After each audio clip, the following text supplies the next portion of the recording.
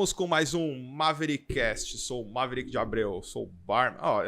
Eu sempre falo, sou barman, consultor, professor e agora eu vou falar o quê, cara? Ai, Deus! Eu tô com dos dinossauros aqui da coquetelaria, né? Um dos caras que é referência para muita gente.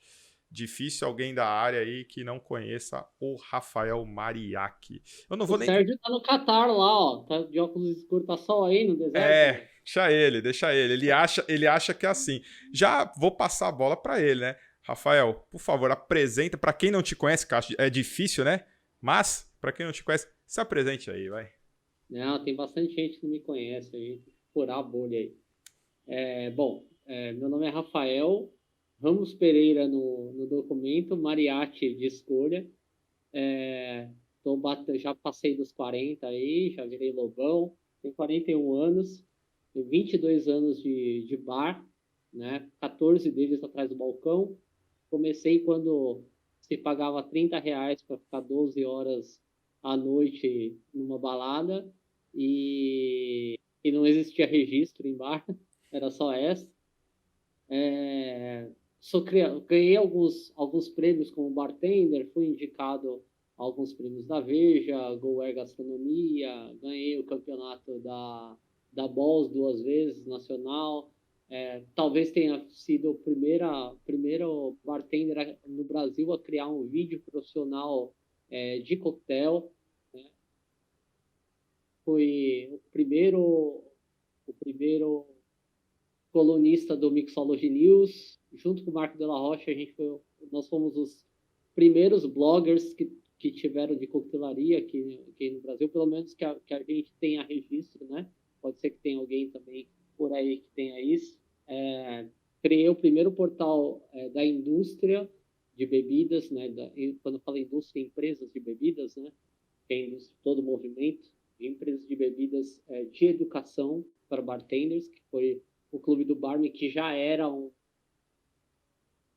canal de relacionamento, né, da indústria bartender. E hoje eu tô open to work, como diz no LinkedIn. Estou agora resgatando alguns projetos que estavam engavetados e vamos ver o que acontece aí, qual é o futuro disso. Bom, e vamos tentar vasculhar todos esses projetos engavetados, mexer na gaveta. E quem vai me ajudar a mexer nessa gaveta aí é nada mais, nada menos do que ele. Já estão chamando ele de Faustão da coquetelaria, hein? Que é o cara que tá entrevistando todo mundo, hein? Ô, louco, bicho. Sérgio Pastore. E tá no Catar, né? E de óculos, todo. Tá de Manda aí. Dá aquele abraço, Sérgio, pro pessoal que te ama. Muito obrigado a todos que estão nos ouvindo. Eu estou bem feliz aqui de hoje estar falando com alguém que representa a história da coquetelaria, literalmente. Porra, cara, é sério. Porque a sua abertura já disse tudo. Currículo não falta. E você tem uma coisa que é bem legal. Que foi o antes e o que é o agora. E eu acho que é o jeito que eu vou começar essa conversa, cara. Quais são as grandes diferenças que você vê na coquetelaria do quando você começou para o que está sendo agora? E aí depois a gente vai continuar esse papo. Eu acho que é um bom começo, assim, um bom tiro de meta, já que estamos falando de Qatar e futebol. Eu acho que tiveram duas coisas que mudaram completamente a coquetelaria nos últimos 20 anos. A primeira delas foi a volta de alguns bartenders que nos anos 90 foram para a Europa e vieram para o Brasil trabalhar e trouxeram algumas coisas na mala. Parece impressionante, parece balela, mas assim, o fato de chegarem aqui e falarem, ó, é assim que se faz um xarope de açúcar, sabe? Você tem alguns nomes na cabeça, assim, de. Marcelo Serrano, a Thalita Simões, né? E fora que também a gente teve a pegada da indústria de bebidas, né? As empresas de bebidas que a gente fala muito sobre grandes empresas, grandes corporações, grandes lucros, mas, por exemplo, uma marca que foi muito importante para a mudança de tudo foi a Absolut, que não era ainda da Pernod Ricard. Quem importava a Absolut para o Brasil era a Interfood no começo do século. E a gente tem aí o primeiro mixologista brasileiro, que foi o Marcelo Vasconcelos, falecido Marcelo Vasconcelos, junto com o Marco Della Rocha. E foi aí nesse intercâmbio cultural que eles tiveram, né, um intercâmbio profissional que eles tiveram com a Europa, que começou também muita gente a aprender muita coisa de coquetelaria que não rolava aqui, né? E a segunda parte dessa mudança foi a internet. A internet foi maravilhosa para a coquetelaria. Até 2005, a gente não sabia quem era Jerry Thomas. E quem falar que sabia quem era, tá mentindo descaradamente, sabe? Porque a gente acreditava piamente que IBA era o que era o trono da coquetelaria no mundo. E depois da internet a gente descobriu que, cara, assim, com todo respeito, né? Foi muito importante para a história, mas hoje acaba sendo um espaço de ex-bartenders que tem uma sobrevida na coquetelaria. São pessoas que não trabalham mais, que geralmente, tá? Nem todo mundo. Mas a grande parte dos competidores de IBA, ABB e outras competições são bartenders que já não estão mais atuando, mas que têm uma oportunidade ali de conviver com a sua arte ali, de alguma maneira, sabe? Que é E legal também, mas faz parte de um outro pedaço da coquetelaria. essa é uma Eu dúvida acho que talvez todos os iniciantes tenham, né? Eu tive também. O quanto o que é da IBA, digamos assim, é intocável. Você consegue entender o que eu te digo? O quanto o que está escrito ali é aquilo ali e não é mutável, na sua opinião? eu acho que é o seguinte, a IBA, quando ela nasceu com o seguinte propósito: a gente precisa fazer com que, por uma receita ser conhecida, todo mundo precisa executar ela igual. Então, como que a gente vai fazer isso? A gente vai pegar a receita que é muito boa e muito simples de executar, que entra dentro de uma família, uma categoria de 10 ali por execução ou por finalidade, e, e mudar um ou outro ingrediente, porque a gente sabe que nem todo lugar vai ter esse ingrediente, ou na maioria dos lugares vai ter uma dificuldade para achar esse ingrediente, ou ele é muito caro. Então, acho que nesse sentido e nessa época, eu não vou me arriscar muito com datas, mas acho que é ali em torno dos anos 50, 60, posso estar errado, tá? É, nessa época, eu acho que foi muito importante para organizar. A gente está falando de pós-lei seca, né? Então, todo mundo afoito para criar coisas, fazer coisas novas. Então, acho que foi muito importante para organizar a Sim. coquetelaria, sim. É, E foi muito importante aqui no Brasil até os anos 90, porque era a principal, vamos dizer, muleta que se tinha para se encontrar com outros profissionais, para se relacionar com a profissão, com marcas, entendeu? Então foi sim, importante, sim, foi muito importante, mas a gente precisa entender que as coisas ficam, às vezes, pela história, né? sim. Assim como o ferreiro não é mais milionário como era nos anos 20, antes da existência do Henry Ford, né? Ele ainda existe, mas a grande importância dele deixou de existir no começo do século passado. Então as coisas evoluem. Pelo que você falou, a IBA entrou aí com a palavra seria padronização, né? Se eu Isso, padronizar o que seria. Para isso. quem não conhece, né, ou quem tá entrando agora, a IBA, me corrija se eu tiver errado, Mariac, né? Porque, pô, falar na frente desse cara aí é International Bartender Association. Falei bem? Meu inglês tá bom, Sérgio? Isso. É, É. falar pro Sérgio que tá aí, que é o nosso turista aí. E aí, Sérgio, o cara tem conteúdo ou não tem, né? Explora, explora. Ó, Tem, espreme, mas espreme, espreme. Não, cara, mas eu acho legal. E a comparação que você falou que não, parece que é mentira, mas não é mentira. Se você analisar que foi o período antes da internet, para você ter divulgação de informação, você Isso. ter.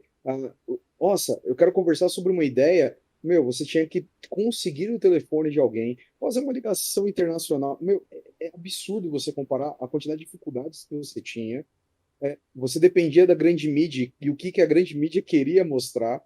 Então, você já tinha uma dificuldade imensa de ter acesso às coisas.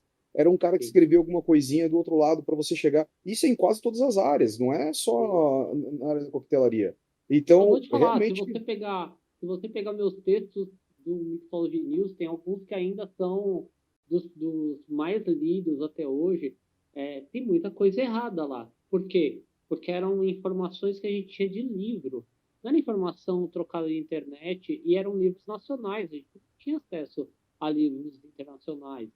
Chegava aqui no Brasil, não tinha e-commerce ainda, né? Então, tem muita coisa lá hoje que é errado. Tem muita gente que chega e falou, você falou isso daqui, não tem... Eu falei, filhinho, você viu de quando é esse texto?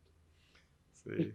E Eu tava, você lembra de algum eu tava erro? usando caderno de caligrafia ainda quando eu escrevi esse texto. Você lembra de algum erro assim que você tinha pra você, alguma coisa que tinha como verdade e depois com o advento da informação caiu por terra, assim? Você fala, putz, e eu fazia totalmente errado.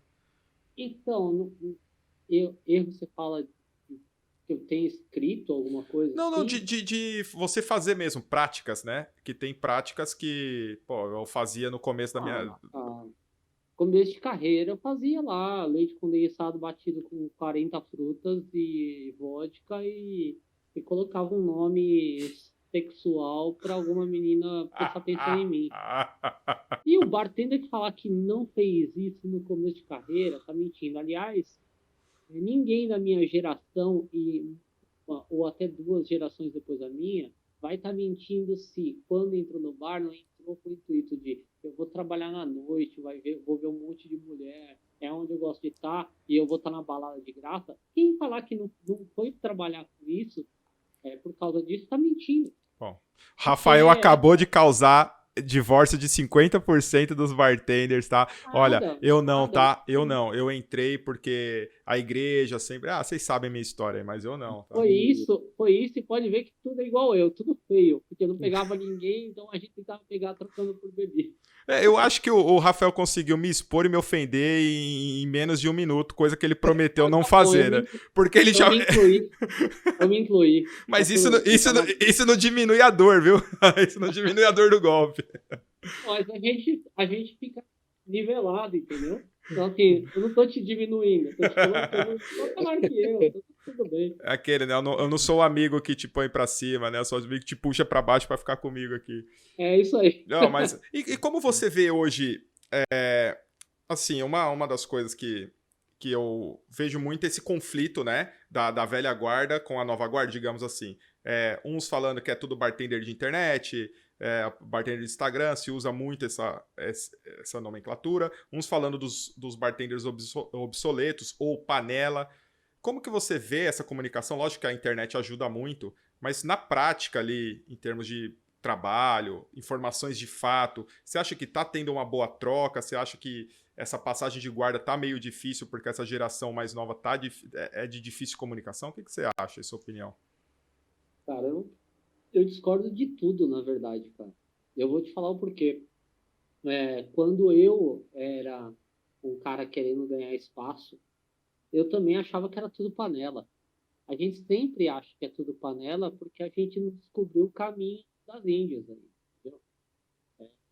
Uma coisa que eu sempre falo, pô, em vez de ficar falando que tem panela, pô, tenta entender o cara que você chama de panela, o que que ele faz que você não está fazendo para conseguir esse espaço.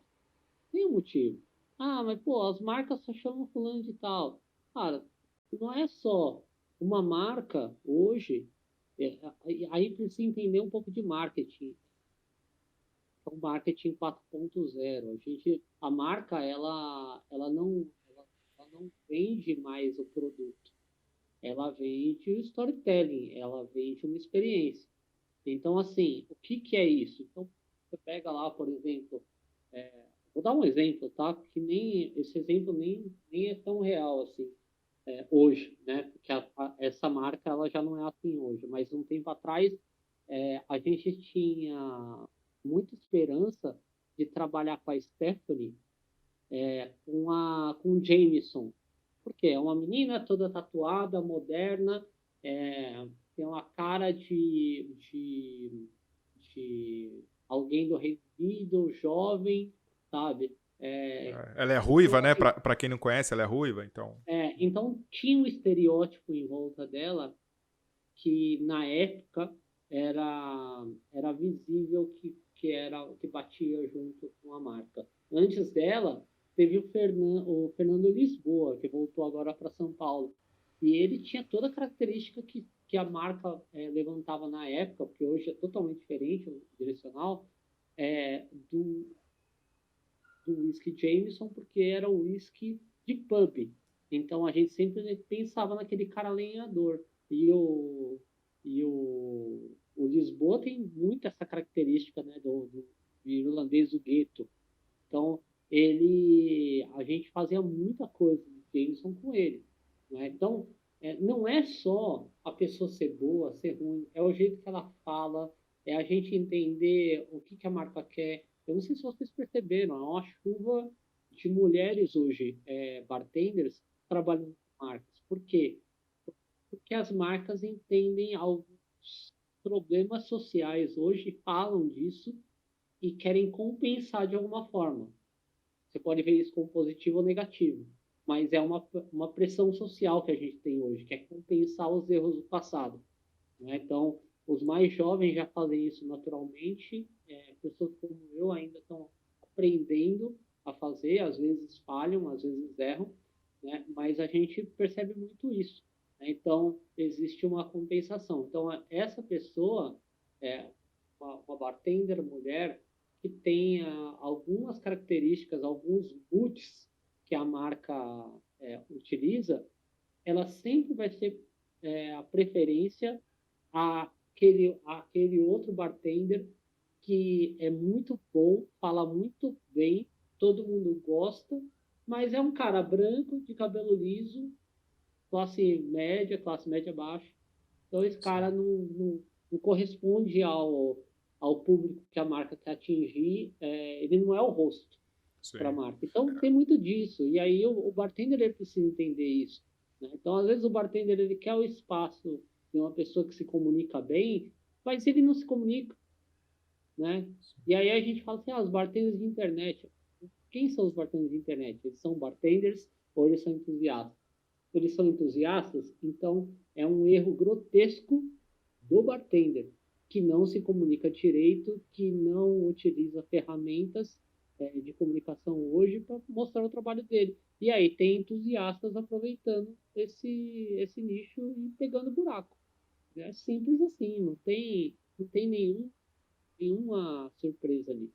Eu acho que Literalmente aquela a metáfora, né? Tá deixando escorrer entre os dedos, né? É O cara isso, é poderia isso. fechar a mão, mas ele prefere deixar ela aberta e deixar É isso. escorrendo, Então, né? assim, eu acho que aquilo, né? Às vezes alguém é impactado por alguma questão muito específica ali, né? Da questão da panela, da questão da história aí de bartender de internet. Mas isso não é a verdade total. A gente tem que entender qual é o mercado. O mercado é esse hoje. Por que o mercado é digital? Porque o digital ele é abrangente, ele tem escala. Então, tudo que você consegue fazer digital, você ganha escala, com custo baixo. E é isso que o mundo cada vez mais faz. Se a gente pegar as pessoas jovens aí, muitos deles deixam de trabalhar em companhias, são, são caras muito inteligentes, mulheres muito inteligentes, pessoas muito inteligentes, e decidem trabalhar para si próprio com o seu computador ou com o seu celular, criando conteúdo, sei lá. E às Entendeu? vezes é coisa que a gente nem compreende, porque não é da nossa geração. A gente tem uma dificuldade de compreender como funciona essa dinâmica. E eu acho curioso, eu vou ter que fazer o advogado do diabo aqui, né? Imagina, De falar dos caras que criticam essa panela. Vou fazer isso aí. tá Porque bom? assim, eu vou falar de causa própria. Eu já ouvi de alguns bartenders, né? Do tipo, eu tô em determinado evento nessa roda chamada muitos por bolhas e panelas e uma pessoa fala para mim: agora você sente o prazer de ser um de nós ou de coisa, você ainda não é um de nós". Eu vou falar da fala do próprio Rafael stories que você posta disso, de pessoas boas e pessoas ruins. Porque eu acho que às vezes as pessoas se apegam somente a essa pessoa que te falou isso. Eu gosto de me apegar, não só a você, como o Serrano, o Silas e vários outros que o pessoal pode achar que é do nicho. A Stephanie mesmo, quando a conheci, pô, foi uma surpresa muito boa, né? De, pô, você conheceu uma pessoa midiática ali da nossa área, e você, nossa, pessoa bacana, né? Então, por mim, eu sou muito abraçado por todo mundo que eu conheço. E alguns não, mas é de pessoa, cara. Nem todo mundo vai querer. Eu acho que é isso, né? E essa questão até de você falar da marca é o pessoal não conhecer um pouco do fundamento do marketing, né? De saber que é diferente. Não define que aquele que tá ali é o melhor profissional. Significa que a marca se identifica com a proposta de publicidade dela com aquele perfil, né? Como bem frisado pelo Rafael, a maioria dos bartenders são feio pra cacete. Aí fica difícil a marca estampar a minha cara lá achando que vai vender, né, meu? Mas eu acho mas eu posso falar, eu acho que o bonito hoje, a beleza estética que a gente tinha, que a gente tem normalmente, é o maior impeditivo para a pessoa estar dentro desse mercado, porque a beleza muito grande, exagerada, ela é anormal dentro do mundo real. Então, a marca fala com o mundo real. Ela não quer pessoas bonitas. Sim. É só a gente ver hoje propaganda na TV. Não sei nem se as pessoas veem TV, mas intervalo de YouTube aí, você que está assistindo. Você não sabe o que é TV? Pega o YouTube. Era um monte de intervalo de YouTube, né? É isso. E você pega as marcas, elas têm sempre assim, ó, a gente precisa ter brancos e negros na mesma quantidade, homens e mulheres na mesma quantidade. Quando você olha a propaganda comercial, a gente enxerga isso. Antes a gente não enxergava isso. Todo mundo branco, loiro, bonito, sorriso lindo, todo cara de classe média, de que mora no Itaim, Morumbi, Jardins. E para quê? Para fazer com que as pessoas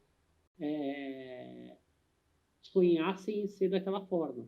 Porque somente pessoas com aquele formato eram merecedoras da marca. Então você tinha que buscar aquela forma. Hoje não. Hoje eles sabem que as pessoas que têm esse formato, digamos assim, geralmente são pessoas até mais poder aquisitivo mais alto, né? E não sei se tem uma relação real sobre isso, tá? Mas é o que a mídia sugere para a gente. E essas pessoas, isso é um estudo de Nielsen, quem tem dinheiro não gasta dinheiro. Não gasta dinheiro com coisa boa, não gasta dinheiro à toa. Quem tem dinheiro, ela vai em lugares que ela gasta um pouco mais para encontrar outras pessoas que tenham dinheiro. Eu escrevi no LinkedIn esses dias um comentário para um texto que falando que gente rica não sabe comer. Gente rica come mal. E eles não vão nos lugares para comer e beber bem. Eles vão nos lugares para se misturar com pessoas com o mesmo poder aquisitivo. E, com todo respeito, eu não sou rico, longe disso, tá? Mas eu entendo e eu acho que eles têm que fazer isso mesmo. Porque do que eles vão conversar com alguém da onde eu venho, de São Mateus? Sim. Pode falar o que for, mas o nível de cultura diminui.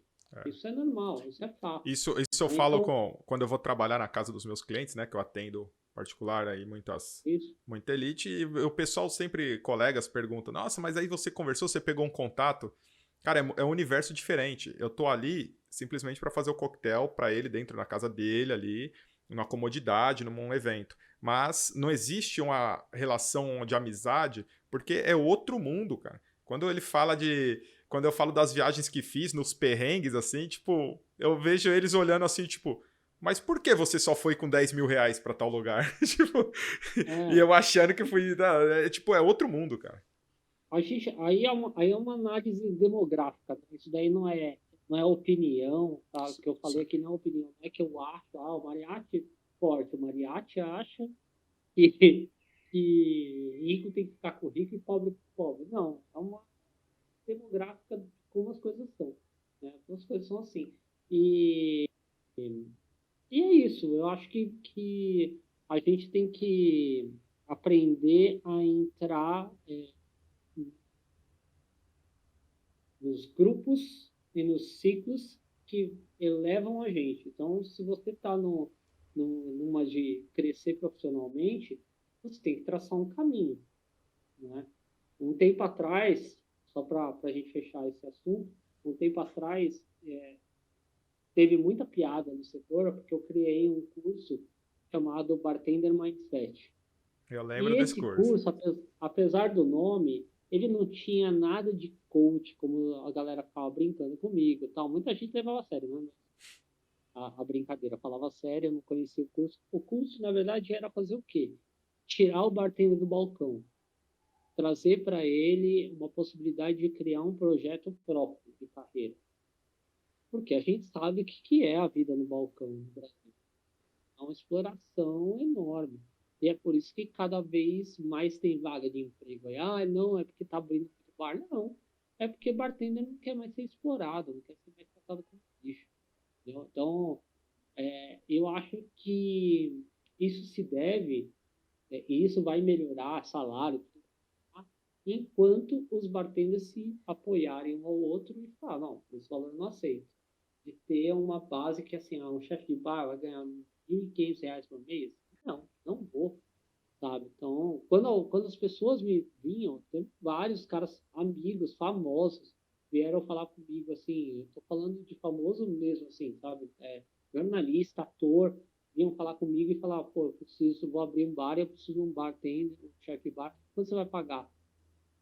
R$ 2.000 fixo.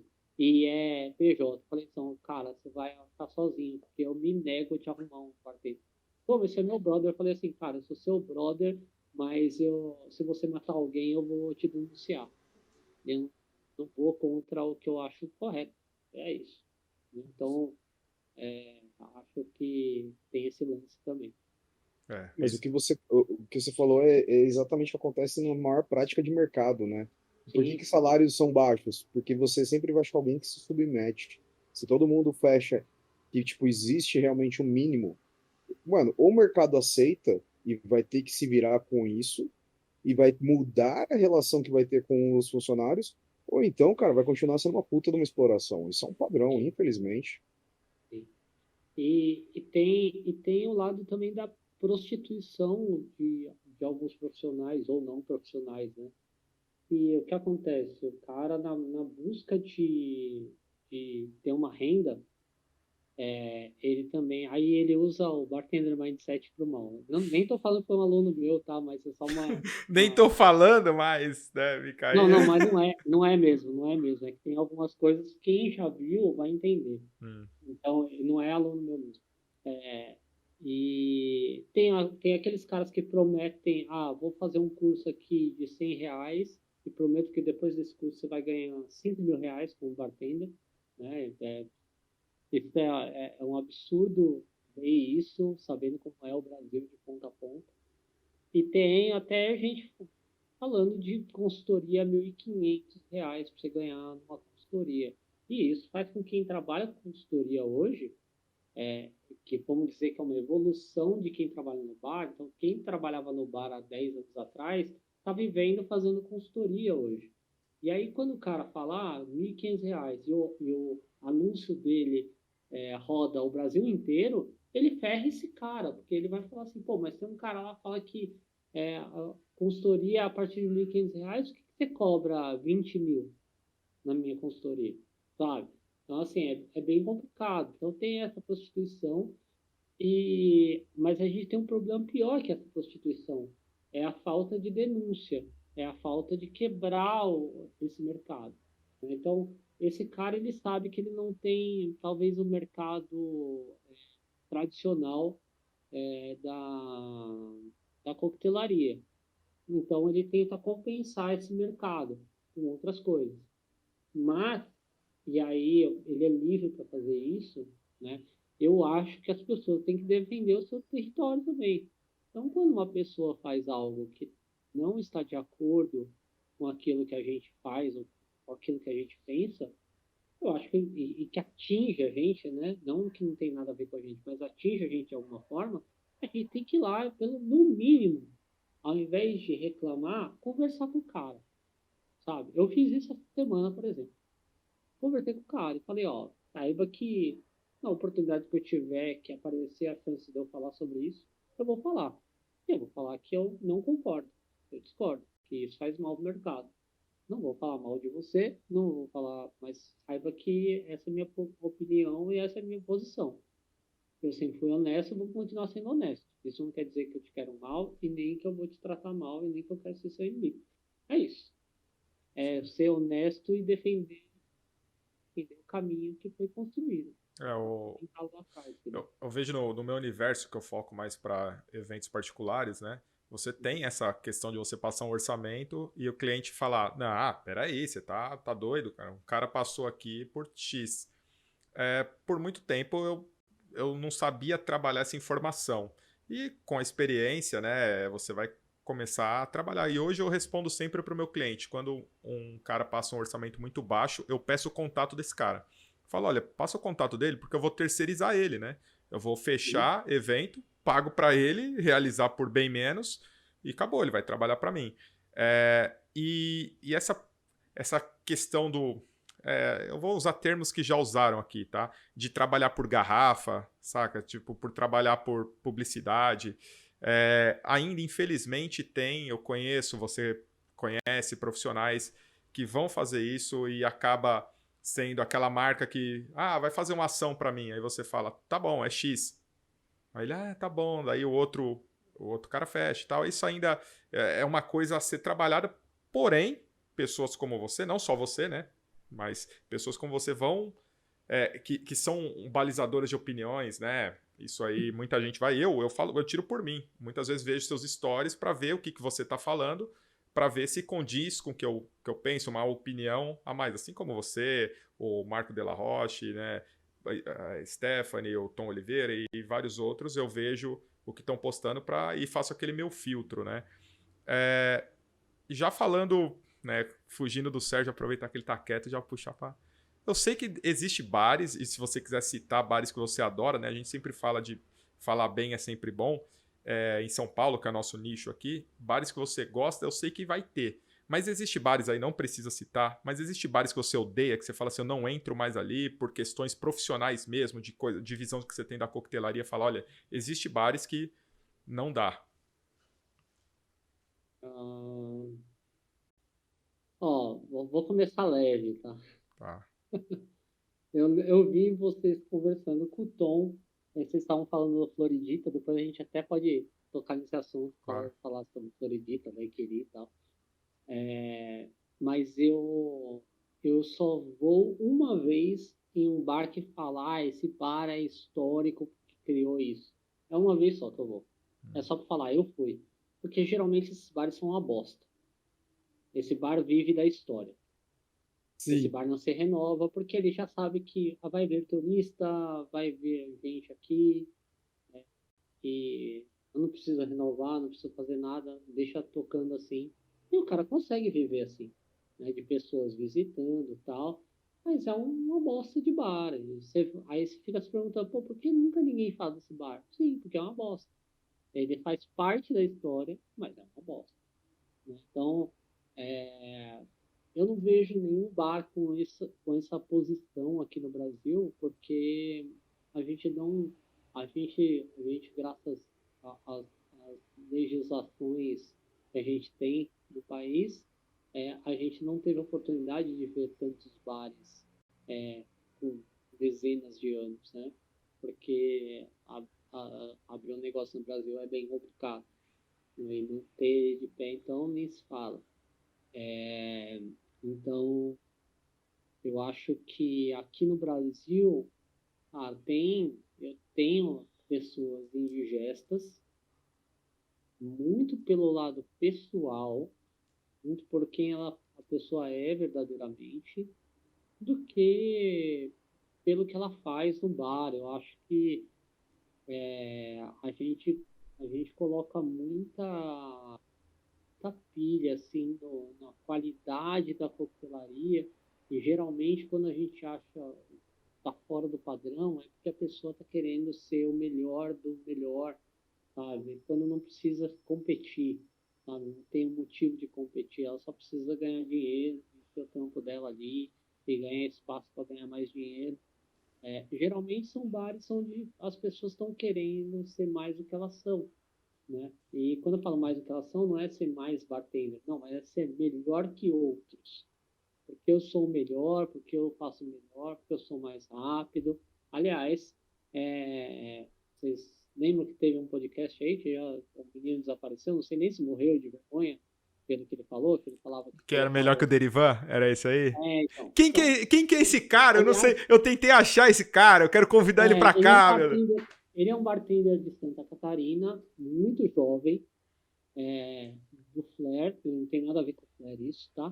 Mas é um bartender de eventos e ele não tem muito conhecimento de coquetelaria em si, ele não estudou muita coquetelaria, né? Então, quando você fala, eu vi alguns episódios dele, porque ele me convidou, né? E eu tomo muito cuidado, assim, para onde eu vou, principalmente por causa da internet, tá, cara? Porque a gente está vendo o que está acontecendo, assim, não só em podcast, mas tudo, assim. Então, ter cuidado com quem a gente fala, não é questão de polêmica, mas é o nível da conversa, para onde ela vai, né? Sim. E, e quando ele me convidou, antes de responder qualquer coisa, antes de falar oi, eu fui automaticamente ver os vídeos do podcast dele. E aí a primeira coisa que me preocupou demais, eu fui a primeira pessoa da indústria de bebidas brasileira, eu posso falar com muito cheio que eu fui o primeiro a falar de consumo responsável dentro da coquetelaria. Que hoje é um assunto que é obrigatório, né? Obrigatório. E a primeira coisa que me incomodou demais foi que todos os podcasts o cara tava lá abrindo garrafa, bebendo enquanto falava, bebendo enquanto falava. Ele é tão imbecil que ele mal sabe que ele nunca ia ser monetizado por causa disso, né? Então já começa aí. Você ia ter um problema ali de CONAR. Uhum. Se ele começasse a monetizar, eles iam cortar. Fora que ele falava muita coisa que não fazia sentido nenhum na coquetelaria. E aí ia ficando cada vez mais bêbado. Aí eu falei assim, parceiro, deu uma desculpa, né? E aí eu fui mala, com ele eu fui mala, mas foi por um motivo, uma causa nobre. Cheguei nele e falei assim, parceiro, é o seguinte, para eu participar, eu teria que mandar primeiro o projeto para a assessoria de imprensa da Pernod para ver se eles me permitem. E eu não estou de todo mentido, é que eu mesmo sei onde eu enfio o meu pé, né? Então eu não preciso muito pedir permissão. Mas o padrão é esse. Então você precisa mandar para o pessoal do PR da Pernod. Passei lá até o contato para ele lá tal. Eu acho que nem deram atenção. Tal, que nem falaram comigo depois. E aí calhou dele falar comigo uma semana e na semana seguinte foi aquele podcast do, do alemão lá, do Kojak, né? Que também teve um problema grande aí. Não sei se ele está ainda atuando no setor, que assim, teve um problema bem grande assim, de rechaçação no mercado. Né? E esse menino falou do Derivan, aí a gente teve algumas pérolas racistas. Ele até falou de mim também, de raiva. Ah, é. Tinha Que eu só vi aquele corte, sabe? Que fizeram um aquela meme. carinha, Sabe? Aquele aquela corte que carinha, fizeram. aquela carinha torta dele, assim, tipo, É. nossa, se fosse muito engraçado ele falar isso. Que é feio e é um pau de virar tripa também. Então, não tá falando sujo falando mal lavado, né? Sim. E aquilo, E né? é isso. Como que A resposta simples é aquilo, né, cara? Se você bater o seu nome, as pessoas te reconhecem, né? Isso daí já, eu acho que é acima de qualquer coisa. Acho que a pessoa tem que pensar 3 vezes antes de falar de um Derivan, de um Serrano, hoje que fala do nome, do Mariachi, de um Zulu, de quem for, porque se falar o nome dentro da nossa área, é reconhecido. Então, você gosta ou não, mas você tem que pensar 3 vezes antes de exprimir uma opinião. Total. Não somente isso, né? Mas dentro da bolha, se eu for no Acre, vai ter algum bartender que sabe quem eu sou. Dentro da bolha. Fora eu não sou ninguém. Se eu for num ponto de ônibus, vão falar, esse cara aí, quem é? Quer dinheiro? Top. Quem tá precisando aqui? Eu brinco falando assim, né? Se meu pai conhece, é famoso, né? Se não conhece... É isso. É o que eu falo também. O filtro, é um bom filtro. Pergunta o nome, vê se alguém conhece. Conhece? Então, e dentro da bolha, se eu participo desse, mesmo que eu controle as coisas para não sair muito da linha ali, eu vou dar cartaz para um cara ser visto. Vamos ver, o cara falou com o Mariachi, cara.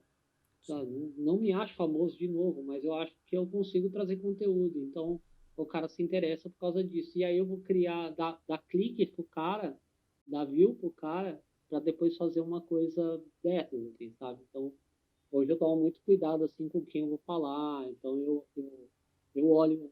Então, por exemplo, mesmo depois que eu aceitei, eu vim no podcast ver 3, 4 episódios.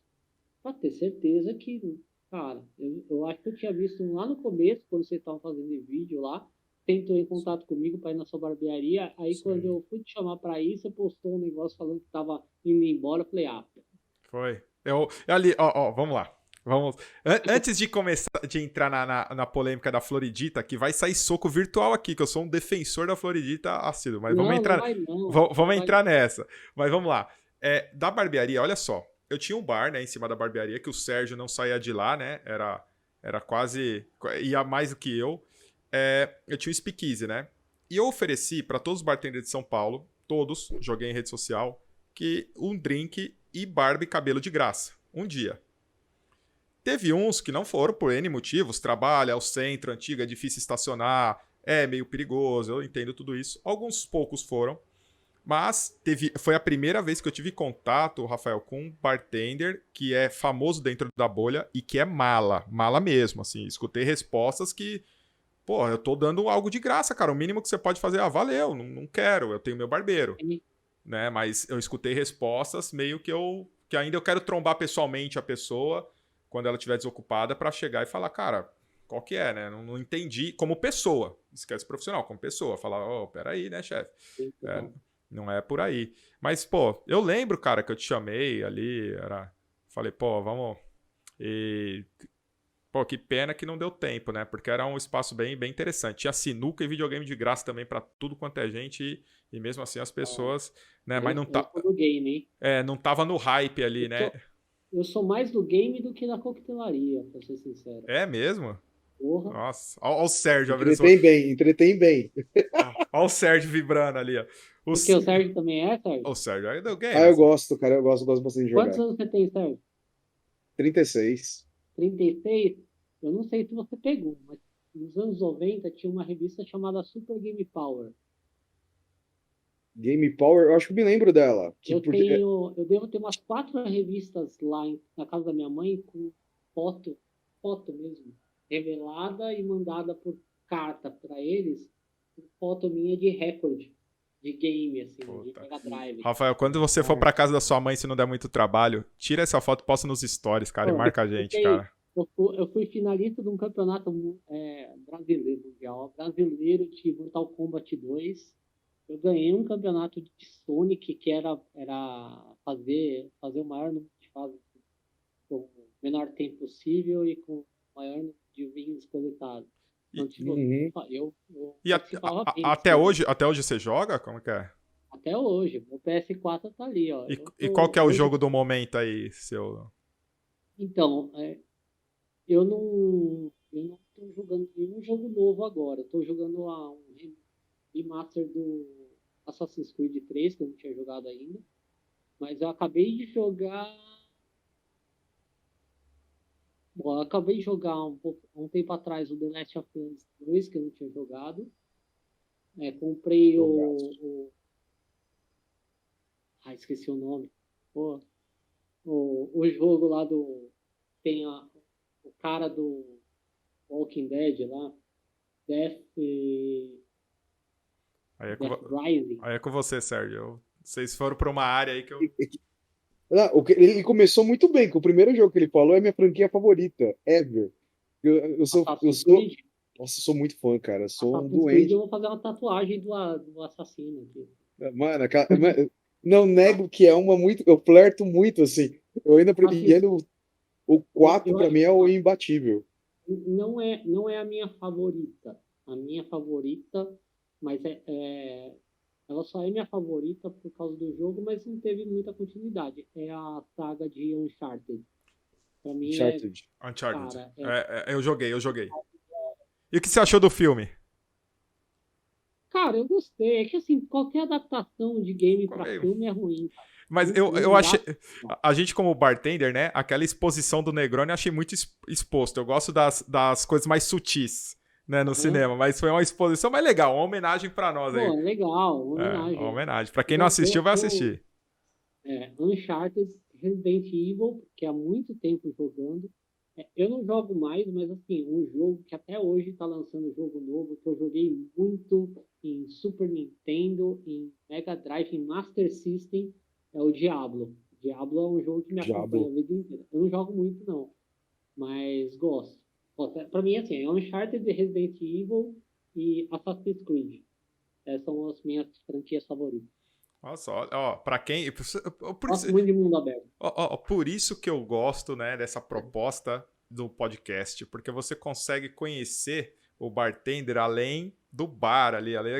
Quem adivinharia? Quem não conhece o Rafael, claro, né? Quem conhece já sabe. Mas quem adivinharia, como eu não sabia. Esse lado novo aí, pra mim, né? De gamer, bem interessante, cara. Isso te humaniza, né? Isso te humaniza. Não, vou falar mais. Na verdade, a coquetelaria está em terceiro plano para mim. Opa! Nossa!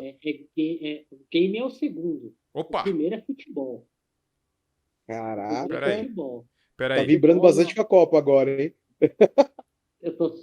Mas de jogar ou de assistir? Então, eu não jogo mais, mas eu joguei 8 anos da minha vida, tentei ser jogador de futebol. Joguei no Juventus, joguei no Nacional, fiquei 1 ano fazendo teste na Portuguesa, joguei no Parque da Moca. Joguei, cara. Caramba. Você sabe, me falaram, tá? Eu era ruim, mas eu era tático. Sim. E assim, as pessoas falam assim, mas como você era ruim e queria ser jogador de futebol? Cara, vocês não assistem jogo de futebol? Vocês não assistem jogador ruim. Então... Assiste o meio-campo do Santos jogando que você vai entender. É uma coisa. Eu não sei, ouvi de longe. Existe aí um futebol dos bartenders? É isso que eu já ouvi? Cara, às vezes tem algumas empresas que juntam alguns bares aí para jogar. A Monan fez isso recentemente já. Mas da galera se juntar e jogar, não. Eu sei que tem uma galera que joga basquete junto. Sim. É engraçado que na coquetelaria, pelo menos uma bolha ali, a galera curte muito basquete, joga muito basquete. Eu sou mais do futebol, eu manjo pouco. Eu acho legal o esporte, mas não manjo nada de basquete. Vamos ver se um dia a gente aluga um sintético aí, junto só pra passar uma carne. Aí o Sérgio vai, né? Falou de pôr uns provolone lá, a milanesa. E aí a gente toma uns Danone lá e joga bola, né? O Serrano, né? Que eu vi lá no Insta dele, que ele foi lá pra Inglaterra jogar.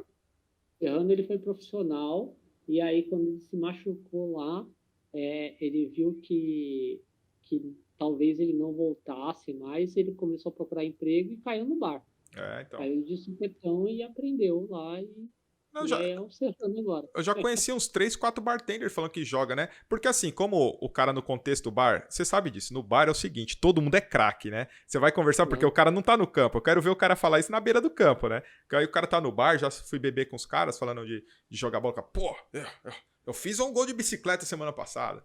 E aí eu falei, imagina. Você olha pra cara do cara, você sabe que ele não tem intimidade nenhuma, né? Você olha e fala, tá. Eu imagino, né? Teve um bartender deve ter 1,65 m por aí. E ele falou que ganharia de mim subindo de cabeça, né? Você já me viu pessoalmente, você viu que eu tenho quase 1,90 m, né? Aí eu falei, tá, essa eu quero apostar. E vamos entrar na polêmica logo, antes que eu esqueça. Floridita, qual a sua opinião sobre ela e daiquiris? Fala aí, destrincha e eu tento defender depois. Primeiro, não sei se a câmera vai pegar. Ó, tá vendo isso daqui, ó? Deixa eu ver. Pegou. Ernest Hemingway. Aham. O Homem e o Mar. Ó, isso daqui, até a nota fiscal foi comprado Shakespeare Company. Ó, o meu é veião, Paris. ó. O meu é veião aqui. Caindo aos pedaços. Esse livro aqui ele é em inglês e francês. Aham. E eu gosto muito de Hemingway, né? Nossa, assim, Hemingway pra mim é tipo, eu chorei lendo O Velho Mar, cara. E aí, por causa disso, eu fui buscar muita história dele com os bares, principalmente de Cuba e tal.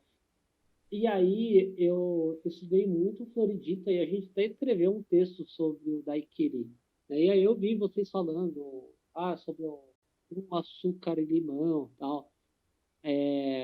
Acontece que você está coberto de razão, tá? Lá se faz com maraschino, lá é onde se popularizou para o mundo. Sim. Mas tem um detalhe: o maraschino entrou na receita do daiquiri do Floridita, por quê? Porque você colocava gelo batido, moído, o gelo derretia muito rápido e perdia a percepção alcoólica. Então eles incrementaram, por pouco que seja, um reforço ali para trazer sabor, para não ficar aguado e para não perder tanta a percepção alcoólica. Tá, Então foi por isso que só vou fazer um recorte aqui, Rafael, de uma coisa que você falou. Eu trouxe essa mesma receita, o jeito que eles fazem, né? Que eu fui lá pra Floridita. Sim. E eu trouxe pro meu bar na época. Então o Sérgio tomou e tal aí. Então eu fiz vários. E eu tive a oportunidade de tomar vários e ver.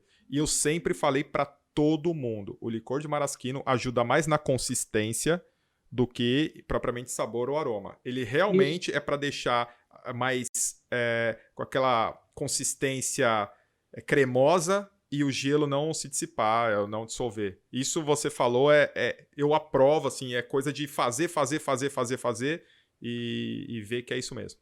Isso aí, e aí ele deixou de ser feito, ele não foi espalhado para o mundo inteiro assim, por causa daquilo que a gente conversou sobre IBA. Maraschino é um licor que é muito nichado, poucas marcas, e é caríssimo, né, hoje em dia. Então, tem marcas mais populares, tipo Marie Brizard? Tem importada, é mais barata. Mas ainda, para colocar numa receita que deveria ser simples, deveria ser uma receita de entrada ali, com preço mais baixo, aumentaria muito o CMV para ter 5 ml por receita, sabe? Você tem uma garrafa ali que você paga 200, 250, até 300 às vezes, para ficar parada por ano no bar. Fecha as contas, né? Sim. O que você paga hoje paga dia 1º, dia 30 tem que ter sido pago. Então, acho que tem esse ponto, assim, sobre esse tipo de receita, mas é aquilo que eu falei. E aí entra, né, eu não, tá? Então, nem Floridita, nem Bodeguita Del Médio, mas assim, me dá ânsia de ver, por exemplo, os caras fazendo mojito no Bodeguita Del Médio. Assim, uma coisa nojenta, para não falar que a vigilância, se fosse qualquer país, a vigilância fechava, porque é meio porco e tal.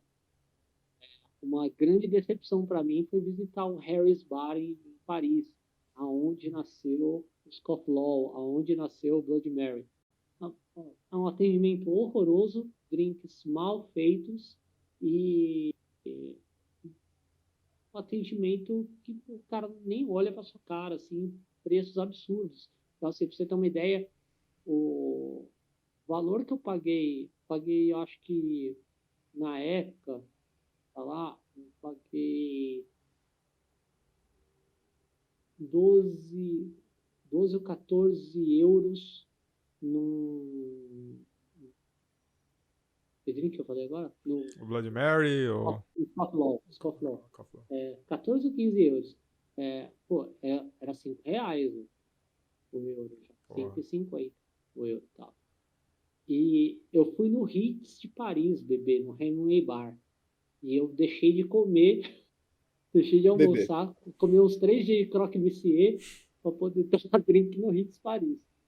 E cheguei lá e fui tomar um drink lá e paguei a bagatela no Hemingway Daiquiri, paguei a bagatela de 19. Eu paguei tipo 100 reais no drink.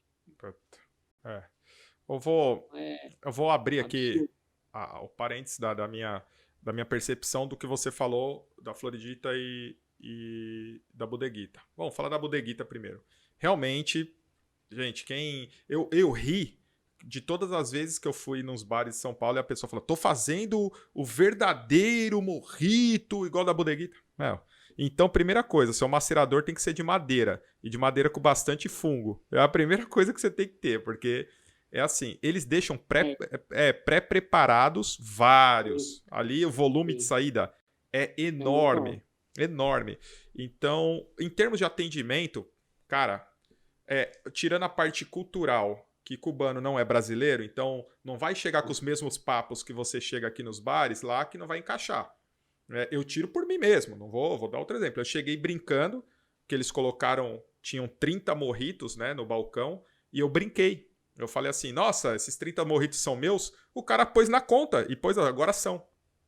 Foi ponto. Aí como eu fiquei o dia todo lá, acabou sendo mesmo. Falei, vai pondo aí. E... calor dava, né? E outra é leve, né? Um drink, tranquilo. Quando eu falo pro pessoal que eu bebi todos os mojitos que estão lá no balcão, o pessoal, falei, eu fiquei o dia todo, é um drink leve. E é o seguinte, lá é um serviço ágil, não é? Eles não vão ali ficar trocando ideia com você e tal.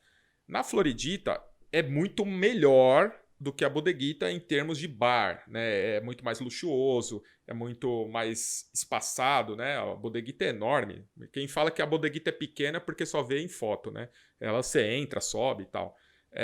A Floridita é enorme e tal. O atendimento, mesma coisa. A princípio deu treta, né? Porque eu tinha uma estratégia, eu fui criticado por um barman aí num dia aí, porque eu falei que eu tinha uma estratégia de beber de graça lá, né? Que era o quê? Eu pedi uma caipirinha, eles falavam que tava ruim. Podia tá bom, eu falava que tava ruim. E eles falavam, como assim? E eu falava, não, que eu sou bartender do Brasil e tal. Aí ia lá e eles começavam a trocar informação. Aí quebrava a parede e a gente começava a trocar informação. E às vezes eles falavam, precisa pagar não, cara. O bar lá é do estado, cara. Não tem aquele controle como um bar particular. Então eles, enfim. E eu tenho vídeo, né, fazendo caipirinha lá na Floridita e tal. E eles me passam a receita, eu bebi pra caramba. Encontrei o Boulos, sabe o Boulos lá? Encontrei ele na Floridita, tenho foto com ele lá e tal. Foi bem legal. E então, em termos de coquetel, você pode ter uma decepção. Eu, quando eu vi o Daiquiri Frozen ser o carro-chefe, eu fiquei meio... Nossa, eu não sabia que é assim.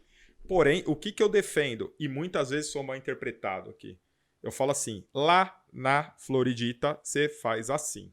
Eu não tô falando que o certo é assim. Eu falo, lá na Floridita se faz assim. Lá na Bodeguita se faz assim. Eu aprendi assim com os cubanos de lá que estão fazendo atualmente. Ponto. Não existe o certo, errado, foi ali. Eu tô falando o que eu vi. Ponto. Eu não tô querendo ser o diretor dos drinks cubanos aqui. Estou falando sobre isso, estou escrevendo sobre isso. E eu falo, por que aí eu entro naquela de meter a mala para alguns. Já que te incomoda, por que você não escreve também, não faz, tá? Como a sua visão que você teve no Harris Bar. Tipo, eu sou louco pra conhecer. Provavelmente vou ter a mesma impressão que você. Chegar lá, queria um...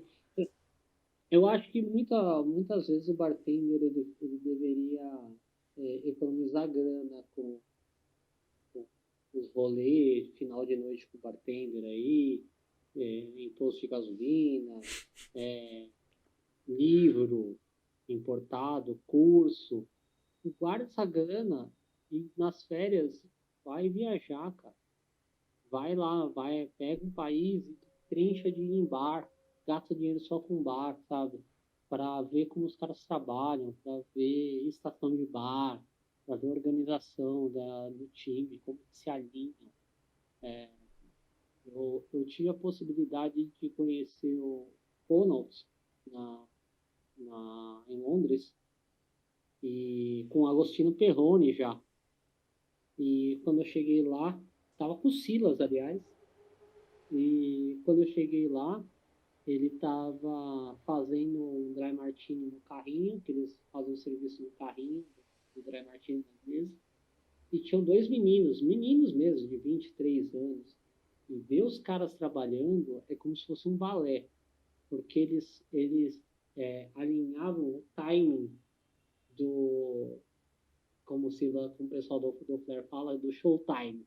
Então, por exemplo, então, tá eu e você no bar. Você tem um drink mexido e eu tenho um drink batido para fazer.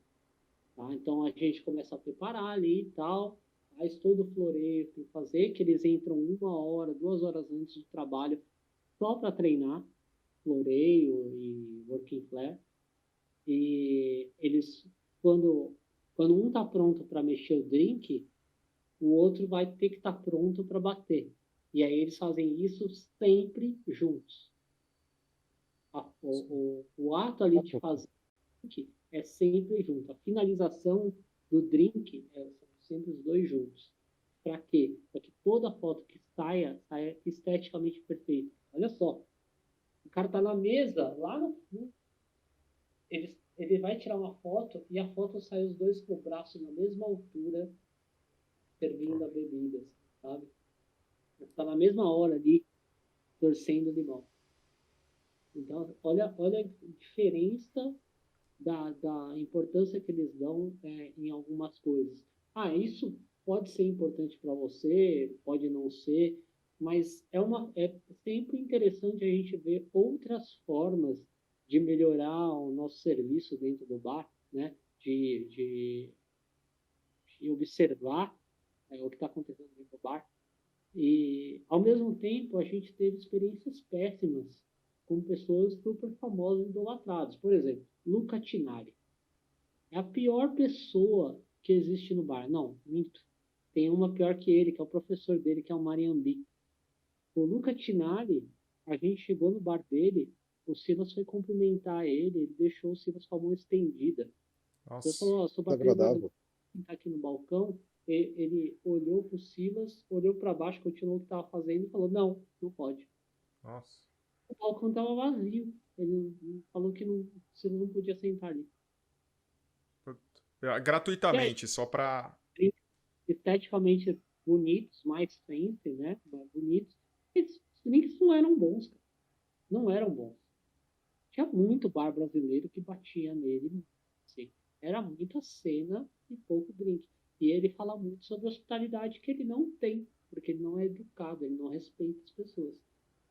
A gente trouxe pela Pernod, a gente fez ali nos últimos anos do Frank, a gente fez uma parceria com o Frank. E aí eu cheguei no Spencer e falei assim, Spencer, tem uma grana aqui. Você quer trazer alguém de fora? Ele falou, pô, meu sonho é trabalhar do lado do Mariambique, porque eu gosto do jeito que ele trabalha e tal. Beleza, vamos trazer. Cara, tal, negociando, trouxemos o cara. Chegou aqui, ele já dobrou o valor do que ele te cobrava. Fiquei puto com ele. Mas dinheiro, foda-se. Se dinheiro na indústria, vai pro saco, foda-se. Beleza. Aí ele passou uma lista impossível de ingredientes. O Spencer passou 2 dias quase sem dormir atrás desses ingredientes. Faltou 2 de, sei lá, 40 que ele pediu. Cara, o cara gritava com o Spencer. Nossa. Ele entrava no bar, tinha conheceu o Frank? Já foi no Frank? Conheci lá no Maxud, lá, pra quem não. pega os 20% do canto, que era onde o Spencer geralmente ficava, gostava de ficar, era onde estava a estação para ele poder fazer a pré-produção dele. Os meninos estavam tentando abrir o bar um dia antes, ele xingava os meninos, expulsava o menino do bar, porque atrapalhava ele, quando eles conversavam, atrapalhava a pré-produção dele. Nossa. Aí, no outro dia, faltou um cookie, sei lá, para fazer uma produção. Aí eu comprei no caminho no outro dia, levei para ele. Aí ele falou assim para mim, agora não adianta de nada essa porcaria aí. Aí eu falei assim, ó, parceiro, deixa eu te falar uma coisa. Eu que tô pagando a porra do seu cachê. E tô pagando também a sua passagem aérea. Se você falar comigo ou com alguém da brigada mais uma vez desse jeito, você vai voltar de jegue. Falei de burro, né? Você vai voltar de burro para a Europa. Você.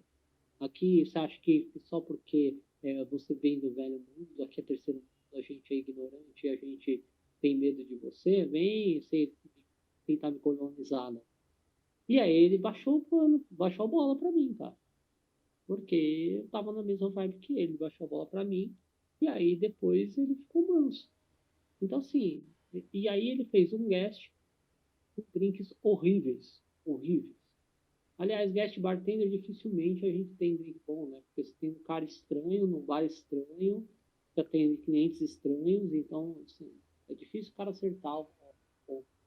Mas o ponto é que, assim, muitas pessoas que a galera idolatra são pessoas péssimas. Tá. Ô, Pessoas péssimas. vou Gente na coquetelaria fazendo sucesso na coquetelaria mesmo, globalmente, que, assim, não tem alguns motivos, de 100 motivos que ela teria para estar ser conhecida mundialmente, ela faz dois bem, Já vou sabe? pegar o gancho aí. O que você acha, então, do guest? Explica até para quem não é da área. Talvez o Sérgio entenda pelo nome, mas não entenda na prática. O que seria o guest e sua opinião sobre guest? O guest é quando o bartender é convidado, né, guest, ele é convidado para trabalhar em outro bar, apresentar um cardápio mais enxuto fora do cardápio da casa. A ideia do guest é, movimentar Como uma se fosse marca. um evento, né? É tipo isso. Isso é um evento, só que com a casa funcionando normal para os clientes normais, tá? É movimentar a marca, tá? Marca que está bancando ali. Se relacionar a marca com bartender, sabe? É, conectar o nome dela com bartender por uma noite. Dois, gerar um pouco de mídia para a marca e para o bartender. Então, geralmente nessa noite é onde o bar vai lá chamar. Às vezes o cara já lançou o cardápio, não está dando muito certo, ou não saiu muita coisa, então um guest bartender é uma boa oportunidade de trazer alguma novidade para o setor, para que jornalistas, influenciadores vão até lá, postem, falem sobre, entendeu? Então, a Uhum. chance. E aí, quando eu falo assim que o guest nunca dá certo, é que assim, que poder você tem de transformação e de produção, design, num bar que tem os seus próprios copos, tem o seu próprio gelo, tem os seus próprios insumos, tem os seus próprios vidros, potes para colocar os seus insumos, e faz com que você fique perdido com tudo, você não sabe onde estão as coisas, né? E de repente o drink que você fez não tem o copo ideal, ele não vai ficar tão bonito quanto você está acostumado a fazer ele. Ou seja, é, no mínimo vai ser 50% da possibilidade que aquela ideia tem, né? Mas a ideia aqui é muito mais do que fazer drinks incríveis, né? A ideia é movimentar, fazer uma festa, É uma alavancagem de marketing, né? Se você for olhar. interatividade, é Eu isso. vejo para Fazer. a nossa área como bartender, né? Quando eu vou em guest, eu vou no guest de um cara que eu gosto ali, conheço, né? Como pessoa, no bar de alguém que eu conheço e gosto. Se eu não me engano, eu acho que foi até a primeira vez que eu te vi pessoalmente. Foi num guest no Sylvester. Só que você tava numa ponta, eu tava em outra e estávamos concentrados no Eu, copo, né? eu, eu estava bancando aquela festa lá, que era a festa de aniversário, eu acho, do Silvestre. Tava o Maurício, o Frajola Eu fui quando tava aquele bartender que hoje tá no telefone lá com o Serrano, é o... Qual o nome dele? Fugiu agora. Que ele era... Ele foi do Riviera há pouco tempo. E ele tava lá naquela apresentação da Alexandria também. O Cabral, pronto. Eu fui no dia que tava o Cabral. Isso, o Cabral, lembrei. Abraço, Cabral. Se um dia você assistir aí, queremos você aqui, cara. Eu do Subastro. Então, por isso que estavam os três lá. Era um revival. Perguntei pro Ravala, vamos fazer uma noite Pernod? Vamos. Quem que você gostaria de estar do lado? Ele falou, queria reviver aí o tempo do Subastro aí no final. Os meus amigos hoje, que é o Cabral e o Maurício. Sim. O Maurício que tem um bar hoje também, né? E aí foram os três lá, foi super legal, foi super bacana. Tal. É um bar que para mim dificilmente exista hoje, e acho que assim, ó, me permito falar que dificilmente vai existir um bartender tão técnico e que acerta tudo que nem o Frajola. Vamos abrir aqui o parênteses para falar do Frajola. Que primeiro é o seguinte: o Frajola é um dos caras que, assim, talvez um dos poucos que eu conhecia mais por vídeo do que pessoalmente. E sem querer, eu fui no bar dele. Eu não sabia que ia, tava com os amigos assim, falaram: vamos no bar. Eu conheci ele depois da primeira BCB. Eu não conhecia ele. Aí falaram: vamos beber em algum bar e caí lá. E falei pra ele, cara, eu já tinha visto o vídeo seu, tal, um vídeo perdidão, tal, eu até mostrei, ele ficou meio, nem sabia que tinha, tal. E ele me tratou tão bem, cara, tão bem, que eu fiquei constrangido, cara, porque eu pensei, um cara que eu tinha aqui, eu falei, monstro. Depois eu comecei a frequentar mais vezes, aí vem o vagabundo Leone junto, aí comecei a pegar amizade com os caras, o Leone já veio no meu apartamento, assim, já criou uma amizade, e o Frajola, a única raiva que eu tenho do Frajola é que ele não tem tempo, né, porque ele não tira folga, então é um dos caras mais pedidos, 3 caras mais pedidos aqui, tá? Na atualidade. Rafael Mariatti, tiramos hoje. Marcelo Serrano, que tá liso, igual as espuma dele. E Frajola. O Frajola é um dos caras que mais pedem. Eu fico mandando print pro Frajola. Frajola, tá vendo, cara? O pessoal tá te pedindo. E ele fica, não tenho tempo. Mas ali, aquele bar, pra mim, é tudo, assim, em termos de pessoas que vão lá. Vários profissionais eu encontro lá. Assim, eu não tenho o que falar, pra mim tem um significado especial aquele pessoal lá. E que legal que você gosta também, né? Porque... eu tenho assim pra mim, o bar perfeito pra mim é o bar que tem um bartender que acerta o básico sempre, é um bar que não tem ostentação, não é ostentação de ter drinks mirabolantes, não é isso.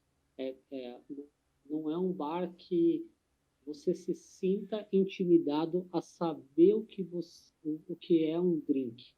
Tem bares que são assim, né? As pessoas não vão porque elas falam assim, cara, eu não sei como pedir uma bebida ali. Olha que loucura. Né? Então, assim, não é loucura não, isso aí não é só bar não, isso é bar e restaurante tem essa vibe também, de loucura, total. de não, ali, eu não sei nem como me portar. Desculpa, fala aí. Não, é exatamente isso. A pessoa não sabe nem como se portar, tá ligado? Chega naquele nível da pessoa fica constrangida. Não, eu vou pagar. Nossa, vai ficar muito feio, eu não vou saber como reagir dentro do lugar. Que era pra ser um negócio que, por favor, senta aqui, deixa eu te atender e vamos lá, tá ligado? Eu acho que é justamente isso, essa pegada. O conforto do lugar, pra mim, conta mais do que qualquer outra coisa, tá ligado? Você tem que ficar à vontade quando você chega no lugar. Depois, se der tempo, eu vou contar a história engraçada aí. Um restaurante famoso. Pode mandar, pode mandar. Vou mandar. Mas assim, o Frajola, não necessariamente o Silvestre. O Silvestre eu gosto muito, mas eu acho que assim, o Frajola, em qual bar ele estiver, pra mim ele vai ser um cara foda. Eu sempre vou estar lá. O Guarita, justamente porque é desprendido, não tem cardápio, você chega no bartender e fala, hoje é o Saulo, né, que cuida, antes era a Alice, você chega lá e fala, eu quero sour, faz um sour aí, qual a base? Faz com cachaça, faz com vodka. Eles vão fazer e vai sair perfeito e vai sair bom, é um drink simples lá, o cara vai fazer gin, limão e açúcar, vodka, limão e encaixar as mãos. Você vai fazer perfeito, justamente aquilo que você quer. Outro sabe? bar Então, que, né, Guarita também, pô, Jean Ponce aí, abraço, todo lugar que me vê, vem falar comigo. Cardápio lá, quase ninguém pede nada pro cardápio, então eu acho genial isso. É a prova que as pessoas confiam no profissional. E para mim, o Pico é um lugar que eu gosto muito. Pelo Lula, que é um super cara, e pelo padrão do bar, que também é impecável. Mesmo tendo drinks um pouco mais clássicos, é tudo muito bem feito. Gosto muito. Ô, Rafael, o Pico é dos irmãos do pessoal que tem o Regô? Dos meninos que tem o Regô? Que eu conheço o Regô, que é do lado aqui do apartamento. O Pico ainda não conheci, cara. Ainda não. É do Luiz. Eles abriram agora o Terê também. Isso, eu vi que eles estavam. A última vez que eu fui lá, eles até comentaram. Mas o Pico, pra mim, é um lugar que eu gosto muito de estar, assim. Né? E eu gosto. O bar hoje que eu tenho mais ido é o Caledônia mesmo. Porque, na verdade. Tem um outro bar também que eu gosto muito. Pela coragem e pelos trabalhos que estão fazendo, que é o Banqueta. Banqueta fica em Moema, que é um bairro que é super bairrista. Então, assim, o que é um bairro bairrista? Né? Meio contraditório. Mas quando a gente fala de frequentadores, então, assim, 99% dos frequentadores dos bares de Moema são de Moema. Sim. Então, pouca gente hoje em dia vai sair, sei lá, do Pinheiros para ir para Moema, não vai. Né? Vai sair do centro para ir para Moema, não vai. Então, eles conseguiram fazer um bar que era cerveja gelada no balde, 99,9% dos bares eram assim, eles conseguiram fazer um bar de coquetel de respeito, de qualidade, de equipe foda, bombado de quarta do Nossa, sabe? bom. Então, assim... Tem que conhecer, não conheço ainda. É um bar muito legal mesmo. Muito legal mesmo. Que bacana. Pode manda a história aí, manda a história. Mas assim, eu não vou muito em bar, tá? Por um motivo só. Pelo risco de encontrar com um bartender. Porque, é verdade, porque assim, as pessoas, os bartenders, eu acho que eles se sentem tão... minha presença tão forte com eles por causa de rede social, por causa de vídeo, de YouTube, vídeo aula, essas coisas, e acaba virando na cabeça deles amigo, amizade. E aí os caras vêm e trazem um monte de energia negativa de outros bartenders, fulano de tal, fulano de tal, fulano de tal. É muita gente falando mal de muita gente. E eu entendo isso porque é uma coisa jovem, sabe? De jovem, é um ímpeto jovem. Mas eu tô velho, eu não tenho mais esse pique, né? Então eu saio fora. Mas, por exemplo, quando a gente vai sair para ir no restaurante, ela já vai na frente, em lugar novo, por exemplo, ela já vai na frente na hostess e perguntar, tem alguma mesa que fica longe do balcão do bar, que não dê para ver o balcão do bar? E a mulher acha estranho porque acha que eu sou bebum, né? Mas não é, justamente o bartender não ir, aí o bartender quer ir, senta na mesa, quer tirar foto, quer conversar sobre bebida, tá?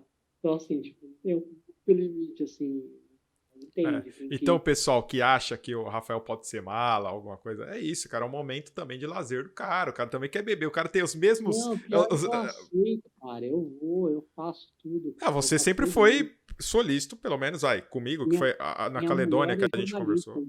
Minha mulher é jornalista de formação, então ela entende também essa questão. Né? E é muito engraçado isso. Eu percebi, por exemplo, é dia que eu fico depois do BCB, sei lá, 2 semanas sem querer encostar no celular para tirar foto, porque são 300, 400 fotos em 2 dias. Me sinto popstar. Vou dar uma renovada no ego, pelo menos. Sim, é o preço da fama, né?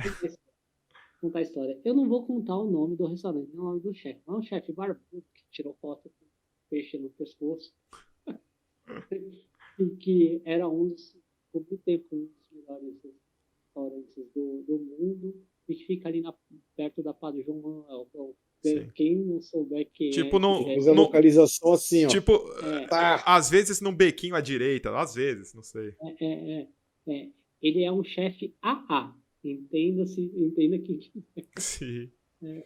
E uma vez... E assim... Talvez ele seja um dom da gastronomia, né? Digamos ele assim. tem o dom. Ele tem Sim. o dom. E o restaurante dele, convenhamos, a gastronomia, ela se divide em algumas partes, né? Ela tem um poder artístico muito mais forte do que a coquetelaria, né? O design está muito mais presente na gastronomia do que na coquetelaria. Talvez por conta dos valores e das possibilidades, né? Um prato é muito mais fácil de você trabalhar visualmente do que um copo. Porque você pode pintar, você pode colocar uma coisinha aqui, o prato pode ser grande, o copo não. O copo tem que ter um tamanho certo, tem que ter um copo certo para determinada bebida, enfim. E ele tem até hoje, né, os menus de tempo dele. E aí tinha um casal que perguntou para um outro chefe conhecido, que é um amigo meu, que me contou essa história, né, perguntou, onde eu posso ir comer uma coisa diferente? Porque é um cara ricaço, e o cara gosta de lugares que são exóticos. E a mulher dele gosta de McDonald's. E aí, ele falou, você pode ir ali no restaurante desse chefe de cozinha que tem o dom da gastronomia. E aí eles foram. Aí chegou, tal, não. E ela não queria ir, não, mas vamos. Não, se você não quiser, não come, não. Aí o cara falou, senta na mesa, o menu não é para um, é para dois. Aí para duas pessoas, de qualquer forma a gente cobra. Tá? Então, comendo não, tá bom, vou experimentar. Veio o primeiro prato. Mandaram de volta para a cozinha. Veio o segundo prato. Mandaram de volta para a cozinha. Veio o terceiro prato. O chefe já saiu, estava meio nervoso, olhando assim, tá errado, provou e tal. No quarto prato, o chefe foi na mesa, falou, oi, tudo bem? Meu nome é fulano. Eu queria saber se tem algum problema no prato de vocês. Ah, não é, porque não sei se tem problema. A gente só não gostou. Ele falou, vocês entenderam a proposta do restaurante e tal? Não, eu tô acostumado, a mulher falou assim, mas você devolveu também. Não, é porque eu tô tão acostumado assim. Aí ele falou assim, vamos fazer o seguinte, eu vou pedir para vocês se retirarem do restaurante. Não vou cobrar a conta de vocês, porque se voltar mais um prato e alguém ficar tirando foto de que tá voltando prato no meu restaurante, eles podem me sujar. Não sei quem tá aqui, né? E aí ele expulsou cordialmente o casal do restaurante, porque eles não entenderam qual que era a proposta ali. Então é uma prova que, assim, às vezes o incrível pode ser também algo que desagrega, que distancia as pessoas. Então é muito importante quando um bartender vai criar um cardápio, ele entender isso, de que às vezes eu falei isso numa entrevista para Vitros, né, para uma série que eles estão fazendo no LinkedIn também, que acho que tendência hoje é o bartender ser um pouco menos criativo, por alguns anos ainda, para tentar ainda acertar o trabalho que já dá certo há séculos, fazer as versões dos coquetéis que dão certo há séculos e reconquistar esses clientes e fazer com que eles entendam que estão bebendo. O que eu tenho um grande problema com essa criatividade nova, né? Todo mundo criando, que é uma criação muitas vezes sem fundamento, sem estudo, sem embasamento. Sai colocando frutas e insumos e outras bebidas que às vezes você já até fez um teste antes e sabe que deu errado e a pessoa vai lá e estou fazendo esse teste e tal. E também aquilo, né, cara? Eu li um livro, né, que eu sempre cito, que é O Caçador de Frutas e tal, do Aldan Goner, muito bom. E ele fala que usar a casca cítrica de uma fruta para qualquer coisa é muito errado. porque ele fala que ali só tem o agrotóxico, ali só tem o pesticida, ali só tem o conservante. Então, nisso aí você já quebraria uma puta liturgia da coquetelaria clássica, que é o uso do zeste. Então, existem os dois parâmetros, porque o que você realmente quer do zeste? Será que mesmo com toda essa propriedade química adicionada, você consegue retirar isso? E se você falar de propriedade química, até o vidro do copo tem a sua propriedade química? Será que isso até que ponto influencia ou torna quem usa negligente, né? Ele dá uma condenada no uso do zeste aí. E é o que eu falo, é estudo, é ponto de vista, você tem que pegar os dois, testar e ver se faz mal ou não, coisas que eu não vejo nessa galera ultra criativa, e eu acho bom essa tendência de parar de criar um pouquinho, fazer o básico bem feito, né? Me entregar. Legal você falar disso. Eu tava conversando com uma pessoa que vende defumador e tal, e ele divulgou um vídeo de um cliente do defumador dele fazendo uma fumaça com fumo de um tabaco. Tabaco lá, não sei que tipo, se era de charuto, alguma coisa assim, tal, que ele colocou e fez defumação. Eu falei, cara, fazendo defumação com o charuto não é uma coisa que fumar dentro de um estabelecimento? Não sei, tá? É uma reflexão. Não, é uma reflexão boa essa sua. Será que é positivo? E aí me veio outra reflexão, cara, até onde defumar qualquer coisa, papel, pode fazer mal para a saúde? Porque é CO2, né? Você está respirando CO2 ali, não sei em que quantidade aquilo pode ser nocivo. Eu não sou especialista, sim, mas me veio essa reflexão. E aí eu acho que o problema que a gente tem na coquetelaria, e isso é de longa data, é a falta de reflexão. Sabe? Não é assim, mas fulano falou, cara, não me convence, cara. Por quê? E procurar vários porquês, sabe? Para poder entender se o que eu estou fazendo está fazendo sentido ou só estou replicando o que todo mundo fala. E você vê como é amplo, né, cara? Só hoje a gente já fala de atendimento, de técnica, de criatividade ou não, de reflexão ou não. É muito complexo para uma determinada pessoa se achar, como você mesmo citou, o melhor que o outro, né? Sendo que são tantas nuances que um bartender tem que ter. Muitas qualidades para serem avaliadas. E ninguém é perfeito em todas. Eu vou te fazer até por limitação de tempo, e com certeza, você querendo ou não, vai ter uma parte 2, 3, nem que a gente tenha que te segurar ou te chantagear com game, tá, cara? Mas vai ter parte 2, 3 aí, com certeza. O Rafael é enciclopédia. Você concorda comigo, Sérgio? Lembra aí, Sérgio, Death Rising, o nome do jogo. Death Rising, pode deixar, Death Rising. Cara, eu não vou nem falar dessa parte 2, 3, porque sim, eu acho que vai ser... Cara, eu adoro episódio que eu fico quieto, porque eu estou ouvindo. Eu adoro ouvir podcast, gente. Quando eu tô quieto, quer dizer que, tipo, eu tô muito satisfeito, eu tô curtindo o papo, tá rolando bem. E, cara, eu vou ser bem sincero, eu ouvindo toda essa parte que vocês desenrolaram, e principalmente sobre um evento novo, a galera trazendo algo novo, fazendo testes novos, também não é uma procura infelizmente, por falta de parte de embasamento teórico. E aí eu vou embasar uma pergunta agora, uma reflexão. Eu sempre sou o cara que defendo que a única forma que a gente vai resolver o problema do nosso país é a educação. Porque a educação, ela amplia a forma de a gente enxergar as coisas. A coquetelaria também não está vivendo nesse mesmo momento a falta de educação dentro da coquetelaria. Não estou falando por falta de oportunidade de cursos, mas é por falta de procura da galera de se educar e também buscar o próprio espaço, como a gente falou da internet. Então, eu fazer algo novo, eu sempre estou mostrando que eu sou o cara e tento me destacar por isso. Não é uma fusão de dois momentos dentro da coquetelaria que está caminhando para isso.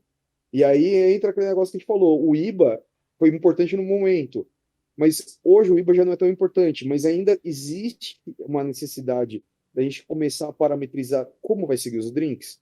Agora eu tô dizendo, joguei a bomba, eu só quero ouvir. Cara, eu acho que assim, o problema de educação no bar não é qualitativo, não é de procura de bartender, o problema da comunicação, da educação no bar é a continuidade. Eu acho que sim, os cursos têm que ser de curta duração, porque um curso para colocar a pessoa no mercado, ela não tem que ser um curso de longa duração. Então, por exemplo, eu acho que, por exemplo, o curso que tem da ABS, tem um monte de gente legal dando curso, o conteúdo é bom, só que, sei lá, um cara para entrar no mercado, ele vai fazer um ano de curso de bar, eu acho que é muita coisa. Eu acho que a gente tem escalas.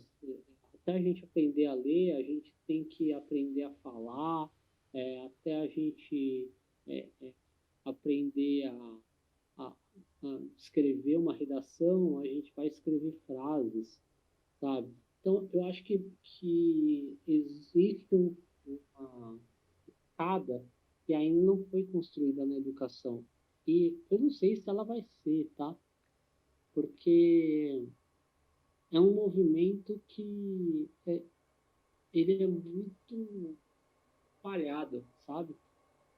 Tem muita gente fazendo e algumas pessoas fazendo muito bem, outras pessoas fazendo muito mal, e as que fazem muito mal tiram muita credibilidade de quem faz bem e precisa ser de tiro curto por conta de lucratividade, porque a pessoa provavelmente está destinada a fazer algum projeto de educação, ela também precisa viver, ela precisa ganhar dinheiro com aquilo. Ela está dispondo do tempo dela para fazer aquilo. Não é que assim, ela está fazendo aquilo só pelo dinheiro. Na verdade porque ninguém trabalha de graça, sabe? Tipo, né? Alô.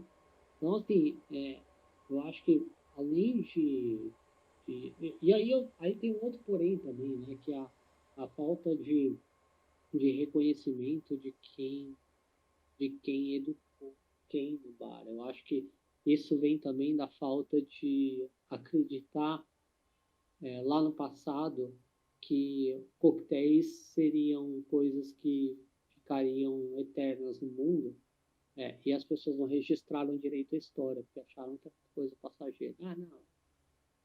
A gente hoje faz o quê? A gente deve ter hoje 70 anos de coquetelaria no Brasil, mais ou menos, 70, 80. E a gente não sabe qual foi o primeiro bar que serviu no Brasil. A gente não sabe.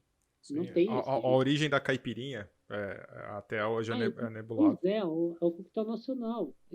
Existe muitas histórias. Ah, tem uma que é mais crível? Tem, mas não é 100%. Porque tem outros lugares que têm histórias que podem ser criadas, mas que também pode levar a crer que seja verdadeiro. É, Então, aqui eu vou jogar uma bomba na mão do Rafael, porque eu acho que ele está acostumado a abrir portas e fechar portas com a sinceridade dele. É uma marca, é só quem segue ele nas redes sociais e olhar os stories, que ele é pedrada no vidro, né? Eu vou jogar uma bombaça, tá, Sérgio? Até o Sérgio já me chutou aqui debaixo da mesa umas 2 vezes cada horário, mas eu vou estender com essa pergunta, porque ninguém melhor do que ele para responder de forma mais sucinta isso. O que eu quero saber, existimos 2 expoentes, tá? No canal aberto hoje e um gringo na Netflix. O que você acha dos reality shows de coquetelaria? Quero sua opinião sobre isso aí.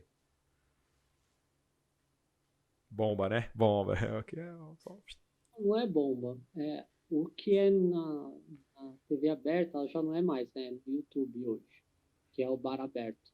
Na verdade, essa última temporada eu fiz parte da produção ali, né? Oh, que da hora. Avaliando algumas coisas que eram ditas, principalmente pelo Márcio e tal, porque, cara, é muito rápido ali, então às vezes o cara pode errar alguma data, pode errar alguma coisa de marca, então eu tava ali para falar no ponto pro diretor e falar, ó, tem isso aqui para corrigir e tal, Uhum. nada do tipo, ah, nossa, o Mariachi está corrigindo, não, mas era muito mais para, pô, teve um descuido aqui, sabe? que a gente viu que na primeira temporada, onde ninguém sabia o que era para ser, tiveram descuidos, que ninguém estava lá para corrigir, né, Sim. para ajudar. Legal, legal. Legal. Que legal isso. Já você trazendo uma outra função que, tipo, ninguém sabe, não sei. Eu, pelo menos, não sei. E porque aqui, a gente tem esses erros aqui no podcast, quando eu vou editar. É um exemplo, eu falei num podcast X aí, do filme lá, Coquetel, e eu falei que em vez de Tom Cruise era o Brad Pitt. Só que aí eu dei pra cortar, né? Eu cortei e já era. Então você faria essa correção, mais ou menos. Você seria um auxiliar de editor de fala, talvez? Mais ou menos isso. Só que assim, não era para corrigir ninguém, mas era muito mais para proteger as nossas marcas. E às vezes até lidar com situações problemáticas que tiveram até essa terceira temporada, que teve uma situação ali que sugeriu racismo. E assim, para lidar com isso, cara, tive o prazer de permitirem criar ali uma forma para lidar com isso, e acabou que passou meio que despercebido, assim, sabe? Teve gravado, tá no ar, né? Mas no público, assim, não gerou o que todo mundo esperava, por causa de como lidamos com isso depois. Oh, que legal, cara. Eu acho o seguinte de reality show, cara. Reality show não tem nada a ver com o que as pessoas estão fazendo no reality show. Tem a ver com elas, né? Então, assim, seja o do Netflix, seja o Bar Aberto, seja o Big Brother, não tem nada a ver com o programa em si. Tem a ver com atitudes das pessoas. Quem elas são realmente. E não adianta falar assim, fez teatro. Cara, não faz. Chega uma hora que a pessoa sai do personagem. Tem como. Ela vai sair do personagem. Então, Você tá falando com propriedade. Você tava lá, você, tipo... Sim. A pessoa vai demonstrar quem ela é de verdade. E por isso que a última temporada, ela focou muito em diversidade. Porque a gente sabia que as pessoas seriam mais verdadeiras ainda. Enquanto estivessem fazendo isso, que as atitudes dela é o que a gente queria demonstrar. E mostrar também, para você ver, isso é uma visão que às vezes a pessoa não tem. Fala assim, pô, mas aí não chamo nenhum profissional, não é legal, o cara tá fazendo drink de qualquer jeito. Então, a ideia é justamente essa, mostrar que qualquer pessoa, até uma pessoa madura ali, a drag queen que não trabalha no bar, mas que gosta de fazer drink com os amigos, ela pode participar daquilo, ir atrás do balcão e criar um drink dela. Porque o bar é lugar para todos. Mostrar que o bar é o lugar mais diverso que existe no planeta. É uma profissão mais diversa que tem hoje em dia. Então, vai além da visão do que eles estão fazendo. Foda-se o que eles estão fazendo. Se é bom, se é ruim. Não é sobre isso. É sobre fazer com que o bar abrace essas pessoas que não tem ninguém que abrace. Num mundo hoje, no Brasil hoje, que é cruel. As pessoas estão pedindo ajuda para alienígena com um celular na cabeça. Tá? Então, assim, maluco. Né? Então, a gente tem a possibilidade de abrir um tempo para criar espaço desse. Esse espaço é dentro do bar, na minha visão, é genial, sabe? É genial. É fazer com que o bar não sirva só como um lugar de diversão, de bebida, mas um lugar que abrigue e abraça qualquer pessoa. Tá o nome do programa, né? Bar Aberto, né? É isso. O do Netflix, eu acho que eles exageraram demais nessa história de maquete, caralho a quatro. Quando você vai mesmo pro Canadá e Estados Unidos, não tem porra nenhuma dessa. Entendeu? É um bar ou outro que tem. Então, assim, eu acho que exageraram demais. Fico até, assim, óbvio que os caras ganham uma grana. Mas, tipo, a Sanders, o Dale DeGruff lá devem ter participado falando, que porra é essa que a gente tá vendo, fazendo aqui? Eu assisti o episódio dele esses dias aí. Mas ao mesmo tempo, se você corta da sua visão, se você assistir de novo e esquecer de ver os coquetéis e prestar atenção só nas pessoas, na atitude delas e no que alguns jurados, convidados ou jurados oficiais falam sobre aquilo, a gente consegue ter vários ensinamentos para dentro da coquetelaria, no dia a dia, sabe? Então, eu acho que, assim, a gente tem que também aprender a ver as entrelinhas das coisas. Não é só o literal, não é só a competição de bartender, não. Tem a entrelinha, né? A gente precisa entender as entrelinhas, sabe? A gente precisa levar isso para a vida real. Não, ninguém vai conseguir falar que é mentira, tá? Eu fiz pela Pernod Ricard 17 campeonatos. 17 campeonatos. Acho que nenhum mixologista, bartender, marketing, nenhuma empresa criou mais campeonatos para bartender do que eu. Fiz 17. Nossa. E eu vi na cara de qualquer juiz. Não dá para você julgar, por exemplo, o Matheus Cunha igual ao Juninho Bill ali, de 20 anos. A expectativa que você tem desse cara vai aumentar a pontuação dele natural, porque você vai ver de uma outra forma. Enquanto o Juninho Bill ali, ele está correndo por fora, ele pode ir bem, ele pode surpreender, mas ele não tem o peso nas costas dele, então isso facilita mais. Então, às vezes, não é também, só ganham os mesmos. Não, é porque essa pessoa que já ganhou, já conhece os juízes, não é amizade, tá? Já conhece os juízes, já sabe o que esses caras bebem, o que eles gostam de ouvir, sabe?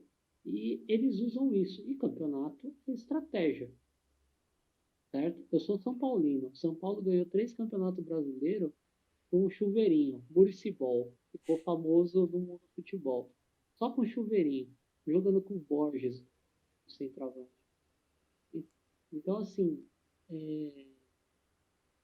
a gente tem que tentar separar um pouco as coisas, entender que cada lugar existe uma lógica, uma estratégia e uma verdade. Então, assim, não é que assim, o campeonato é o lugar onde vai estar os bons. Se a gente pegar o World Class, por exemplo, que eu acho um campeonato muito difícil, muito foda, pra ser sincero, porque ele é muito completo. Se você pegar o World Class, tem muita gente que você nem imagina que foi campeão do World Class, que está finalista. Então, assim, por quê? Porque essas pessoas participaram de um campeonato brutal, que tinha muita exposição, mas não souberam aproveitar essa exposição. Não conseguiram se manter o que ela esperava ali, o posicionamento que ela esperava. Então, existem várias verdades dentro da coquetelaria que o bartender ele não enxerga porque ele não está no bastidor e ele não entende como o mecanismo funciona. E é uma coisa legal quando a gente vê um bartender entrando na indústria, ele fala, cara, eu não sei nada sobre o mercado de bebidas. Porque o mercado de bebidas não é vender bebida no bar. Tem muita coisa ali em volta. Tem muito cuidado para ser tomado. Tem muita etapa. O processo é muito mais lento. É muito mais Outro pensado. nicho, né? Hã? É outro nicho, né? É outro nicho. Cara. Então, assim, o mercado de bebidas ele não se resume ao bartender e a qualidade dele e a oferta dele. Né? Tem muita coisa envolvida. Então, o bartender precisa buscar esse aprendizado de como é o mercado de bebidas, como funciona, o que as pessoas esperam do mercado de bebidas. Isso é um aprendizado que ele precisa buscar. Isso aí a gente poderia ficar horas e horas e horas. E com certeza, olha, se você não responder sim, eu juro que eu vou pôr na edição um sim. Você topa aí uma parte 2, parte 3 pro ano que vem, né? Final de ano aí já. Claro, vamos chamar, cara. É isso aí, pra quem não sabe, tá sendo o nosso especial de Natal. Vai sair aí na semana do Natal. Vermelho. Por isso que a gente obrigou ele pôr vermelho, tá? Ele quis fazer, a gente, não. Pra participar de um podcast desse tamanho tem que estar de acordo com a gente. Cara, Eu tava sem camisa, aí falaram, não, você tá um pouco fora do... eu falei, o episódio da praia é outro dia. Rafael, primeiro de tudo, cara, agradecer. Mas, ó, o pastor, ele não ouviu a hora que você falou isso. O da praia, ele foi tipo aqueles árabes, né, do Catar lá. Então, primeiro, ó, Eu sinto a minha alma sendo levada pela câmera. Tem que dar uma repelente ao óculos. Então, assim, queria agradecer, Rafael. A gente, infelizmente, tem que respeitar um tempo que, óbvio que a gente passou. Quem tá acompanhando aí, a gente passou e muito, porque, pô, como que eu vou querer parar de ouvir? Porque cada frase, cada dissertação que você dá de um tema é uma aula, né? Porque você fala com propriedade. Então, é difícil a gente achar pessoas que estão dispostas a falar com propriedade. Queria agradecer você participar desse humilde podcast, né? E com certeza, depois da sua participação, vai ter patrocínio. O Sérgio vai comprar o outro óculos ali mais chamativo. Você é louco, vou pôr cenário aqui e tal. E, cara, você tá sempre convidado, sempre que você falar, olha, eu quero participar para falar de tal coisa. E a gente viu como é ser sincero sem ser grosseiro, tá? Ainda agindo com hospitalidade, com bom humor. Então, os bartenders sincerão, não só bartender, pessoas, né? Vamos dar uma aula aqui. Pessoa sincerão, fala mesmo, né? Aprende. Quer falar mesmo? Pelo menos usa a inteligência emocional ou pelo menos um bom discurso. Eu só queria agradecer. O palco é seu. Se despede do jeito que você quiser. Não vou falar mais. Parei. Valeu, Sérgio. Valeu, Eric. Obrigado pelo espaço, pelo convite. Acho que a gente tem pouco espaço assim de fechado para falar sobre bar, seja parte técnica, seja mais humanizado, falando do bartender. Acho que falta espaço. Eu agora vou começar agora com alguns projetos que eu estava engavetado. Um deles, acho que é bacana, né, que deve ser bem... Boa parte do seu público deve ser consumidor também, então eu estou com um projeto educacional que eu vou soltar aí provavelmente para março do ano que vem, está pronto. Um projeto para a pessoa aprender a ser um melhor anfitrião através das bebidas, todas as bebidas. Então vai ter uma formação sem ser chato, sem ser muito técnico, mas com qualidade sobre bebidas, breve. Já tem até um Instagram lá que está sem conteúdo, que é o projeto que chama Bartender de Sofá. Então tá lá, @bartender de sofá, podem seguir lá. Vamos seguir. O Instagram pessoal é o Rafael Mariatti. Tá nova, a antiga acabou que eu tomei um strike do Instagram e acabei começando uma do zero.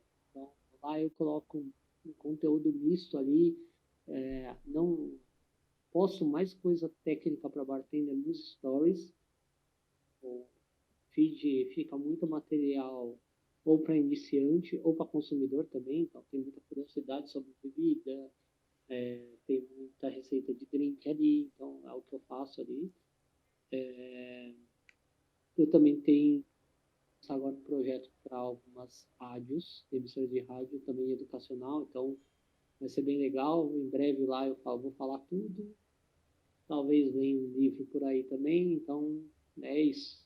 Então, alguns projetos aí para o futuro aí. Eu só tenho um pedido antes de despedir. Divulga a gente aí nas suas redes também, cara. Pelo amor de Deus. Divulgar, peraí. Quebra esse galho pra nós aí. Peraí, deixa eu fazer aqui. Você vai ver, vai chover seguidores e patrocínios, né? Não garanto, hein? Esse vídeo aí vai acabar matando. Eu vou falar pra você. E eu garanto que vem patrocínio com você. Eu garanto por você. Porque você é o cara. Olha lá, olha com quem eu tô aqui gravando. Especial de Natal, Maverick de Abril. Sérgio Pastore, direto do Catar. E eu aqui, ó, vermelho natalino, participando aqui, gravando especial de Natal, no Maverick Cast. Segue lá, vou marcar aqui, ó, segue lá e curte lá e dá bastante like teu aí e convidar ele de novo, tá bom? Olha, eu acho que depois dessa eu vou pedir pra você chamar a vinheta, porque é o encerramento perfeito. Eu vou Eu vou chorar. salvar o vídeo porque acabou gravando um Reels. E aí pro Reels vai ficar zoado. Assim. Mas deu certo aí? Já. Então estou Não. chorando. Serjão, o que você achou? Ah, não, tem Sérgio. Fala aí, Sérgio. Não, cara, a única coisa que eu quero fazer, Rafael, é muito obrigado, cara. Obrigado por você ter cedido tempo pra gente. Obrigado por um papo que foi muito legal. Obrigado por. Mano, o que o Romo falou, inteligência para se expressar é muito importante nos dias de hoje. E a gente está vendo a internet hoje que está sendo derrubada, infelizmente, por falta de tato. Eu acho que esse é o maior problema. Eu acho que todo assunto pode ser debatido, principalmente se for de uma forma inteligente. Você provou isso aqui perfeitamente. O doidinho por polêmica ali, você não conseguiu deixar ele feliz, porque você foi mais inteligente que ele hoje, cara. Eu achei isso muito legal. E, cara, muito obrigado, cara. Sério mesmo. Você mostrou onde você conhece, cara. Não tem nem mais o que falar. Então, muito Ah, obrigado não mesmo do é. fundo do Mas não coração. tem nada de inteligência, não, cara.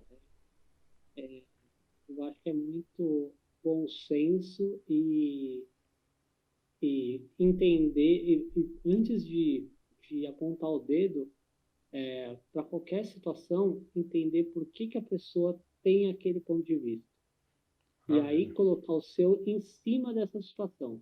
E aí o motivo de se você está certo ou errado, ou os dois certos e os dois errados, são as pessoas que vão tirar a conclusão. Mas aí ninguém desrespeita ninguém, e isso já fica bem legal. Total. Rafael, vou pedir pra você chamar nossa vinheta com um Vem Vinheta Fácil, mas o estilo que você faz nas suas páginas lá, que é bem quando você vai falar de uísque, sabe? Que você tem um jeito diferente de falar. Por favor, agracie nosso público.